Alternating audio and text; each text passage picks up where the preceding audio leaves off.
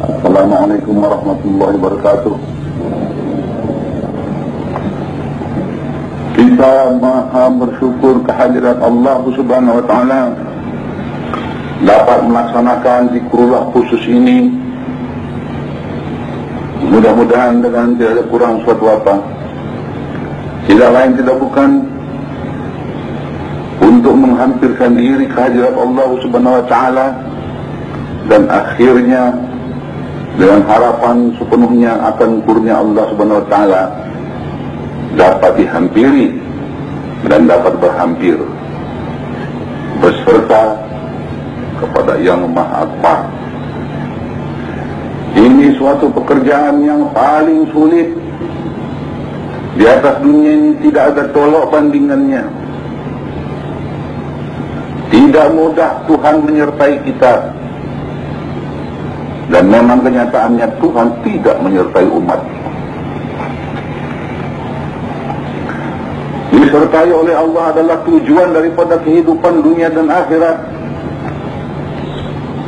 Kami katakan tujuan karena beserta dengan Allah pada hakikatnya adalah surga jannatul ain dunia dan akhirat. Pada sisi Allah Subhanahu wa ta'ala tiada huru hara, tiada bencana, bahkan tiada kehancuran dan kematian.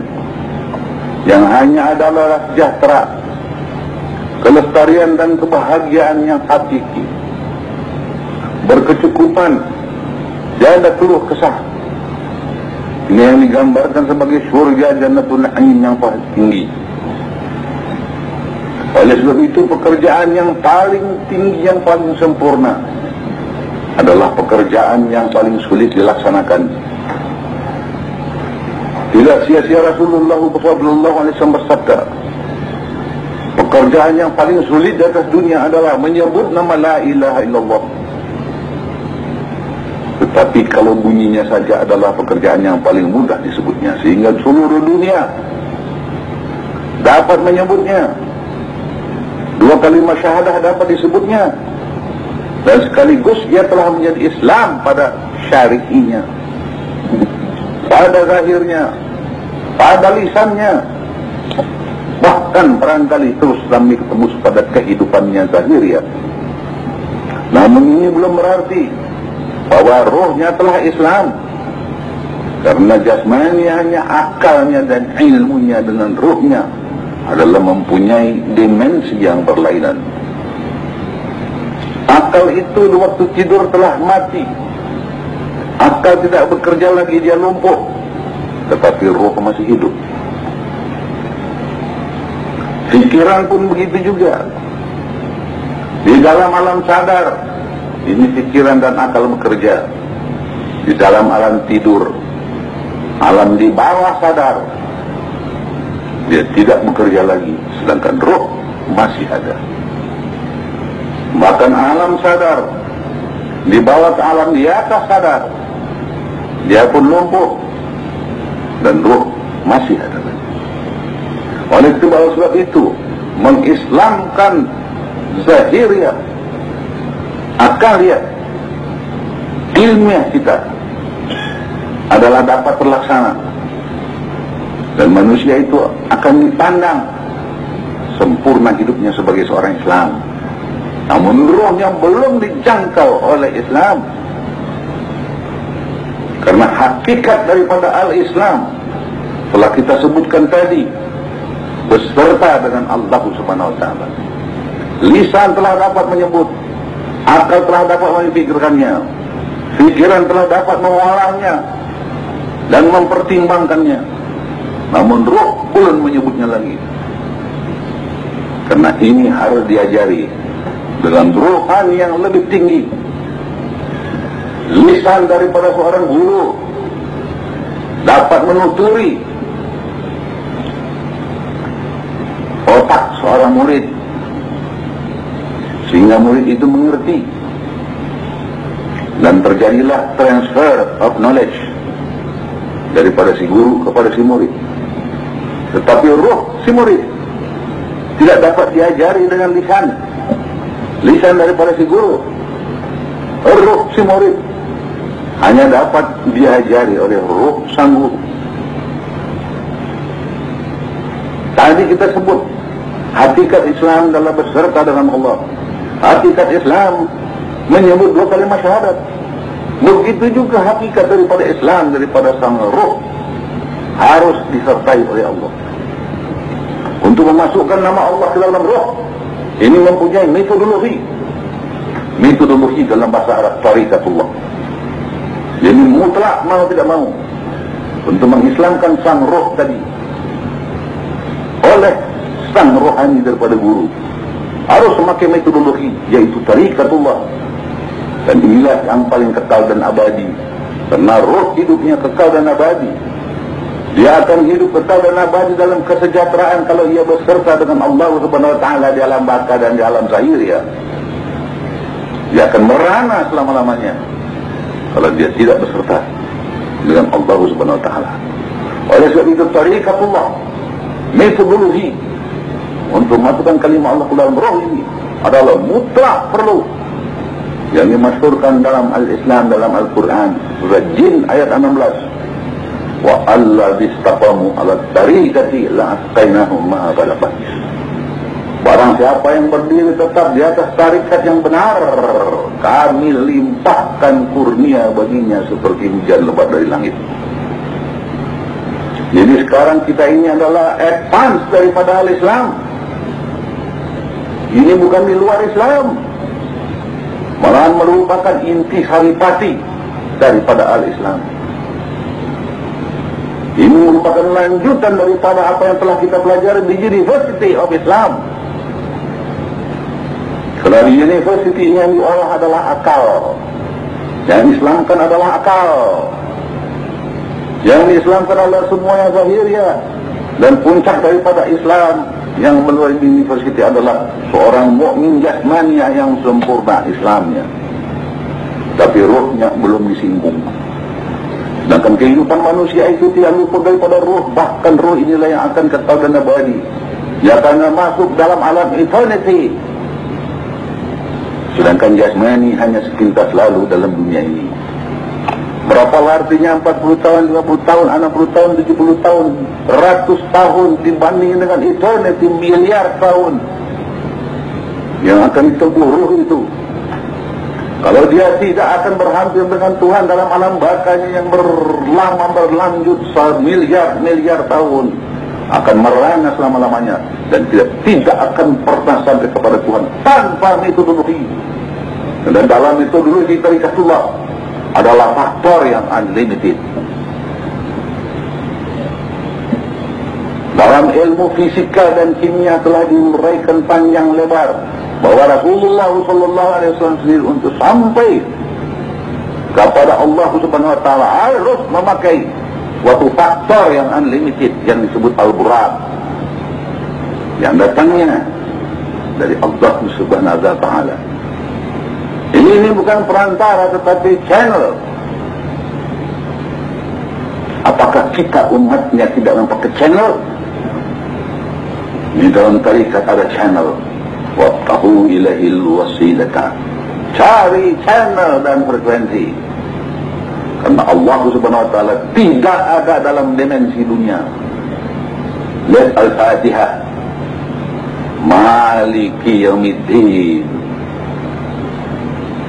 Saya raja di akhirat. Di akhirat ya.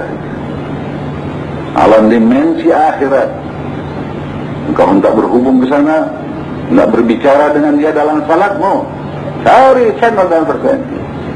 Dulu kita disuruh belajar rite, menghafal kata-katanya, teksnya, pelaksanaan teknisnya ada dalam tariqatullah.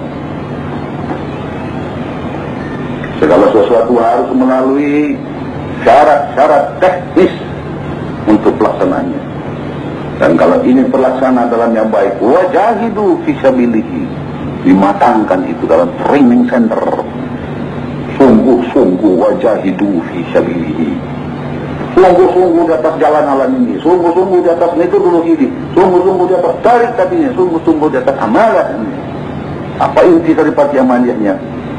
La ilaha illallah atau Allah atau nama Tuhan. Jadi al-tariqah adalah sangat ilmiah, seperti al-Islam adalah al-Islam ilmiah amali. Sekarang dapat kita uraikan dengan sepuas-puasnya secara ilmiah apa itu tariqah. Karena ilmiah modern teknologi telah memuncak kepada puncak firmamennya. Seabad yang lewat, ilmiah teknologi masih in the kinderschoenen, masih prototip, masih rendah sekali. Sekarang sudah memuncak kepada firmamen yang setinggi-tingginya. Dengan firmamen ilmiah yang setinggi-tinggi ini masih dapat diuraikan al-Islam. Sampai kepada suatu fase nanti Islam itu lewat daripada akalia. Ilmiahnya lebih tinggi, yang kita sebut ilmiah metafisika. Alam fisika di atas fisika, dan alam metafisika tertinggi adalah alam rabbaniyah, yang harus kita melalui alam malakiyah, alam jabarut, alam malakut, alam rohani dan alam rabbani. Itu semua metafisika. Tetapi lanjutannya adalah berdiri di atas fisika. Tarikat adalah berdiri di atas syariat. Baru dia kokoh. Dan seluruh undang-undang dalam fisika dilanjutkan dalam metafisika. Semua faktor-faktornya telah menjadi abstrak. Namun dalam alam metafisika, abstrak menjadi konkret. Di dalam dunia abstrak adalah konkret. Di dalam dunia konkret adalah abstrak. Di dalam dunia abstrak adalah konkret, abstrak. Di dalam dunia konkret adalah konkret. Di dalam ilmiah abstrak adalah abstrak, konkret. Rasulullah bersabda, nanti kalau engkau telah meninggal dunia baru engkau ketahui bahwa selama ini engkau bermimpi dalam dunia. Jadi kehidupan dunia untuk kubur adalah abstrak. Di dalam kubur, siksa kubur bagi kita adalah konkret. Di dalam mimpi ada hidup kenyataan ini adalah abstrak. Di dalam mimpi sekalian kejadian dalam mimpi bagi kita adalah konkret. Kemudian kita sadar terjatuh dari tempat tidur. Oh, baru kita tahu rupanya tadi yang saya alami adalah mimpi yang abstrak. Tapi dalam mimpi tadi itu semua menjadi kenyataan. Begitu dalam kubur nanti segala siksa kubur itu menjadi kenyataan yang sekarang bagi kita masih abstrak. Rasulullah bersabda, kalau engkau telah meninggal dunia nanti baru engkau ketahui engkau selama ini bermimpi di dunia. Tapi dalam mimpi yang mimpi menjadi konkret. Sesudah nanti meninggal dunia, baru meninggal dunia itu konkret. Dan hidup di dunia menjadi abstrak. Betapa hebat ucapan Rasulullah itu yang kita terjemahkan dalam ilmiah modern sekarang ini. Kan begitu. Tambah kali kurang, positif kali negatif adalah negatif. Konkret digandeng dengan abstrak adalah abstrak. Abstrak dengan abstrak jadi konkret. Kurang kali kurang sama dengan tambah. Konkret dia. Kurang kali tambah sama dengan kurang. Negatif kali positif sama dengan negatif. Jadi kalau engkau dalam menuju kehadirat Allah Subhanahu wa taala dalam salatmu yang konkret, yang positif, masih ada unsur negatif dalam dirimu, yaitu asyaitan. Digandeng dengan salat yang tertolak. Fawailul lil mushallin alladzina hum an salatihim sahun. Hebat itu Rasulullah. Sekarang kita hanya terjemahkan dalam dunia. Salat itu, naik haji itu, semuanya itu konkret, itu bagus, itu positif. Tapi naik haji dengan uang judi, digandeng dengan negatif, hajinya tertolak. Positif kali negatif adalah negatif.